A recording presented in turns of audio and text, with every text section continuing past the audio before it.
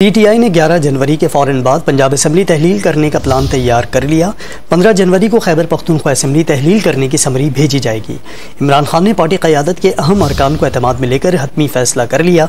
मजीद जानते हैं don news के नुमाइंदे अब्दुल्ला मोहम्मद से। अब्दुल्ला मोहम्मद, बताइएगा इजलास से मुतालिक क्या मालूमात मिली है, क्या प्लान तैयार किए गए हैं तहरीक इंसाफ की जानिब से? अब्दुल्ला मोहम्मद से राब्ता बहाल करते हैं, मज़ीद तफसील लेते हैं उनसे इस खबर की। पीटीआई ने 11 जनवरी के फ़ौरन बाद पंजाब असम्बली तहलील करने का प्लान तैयार कर लिया है। 15 जनवरी को खैबर पख्तूनख्वा असम्बली तहलील करने की समरी भेजी जाएगी। इमरान खान ने पार्टी क़यादत के अहम अरकात को एतमाद में लेकर हतमी फैसला कर लिया है। पीटीआई की जानिब से जो बातें सामने आई है, इसके अलावा इमरान खान काफिले को भी जनवरी के पहले हफ्ते में एतमाद में लेंगे। अब्दुल्ला मोहम्मद से राब्ता बहाल हुआ, उनसे जानते हैं। अब्दुल्ला, बताइएगा क्या मालूमात है, ज़राए क्या बता रहे हैं आपको?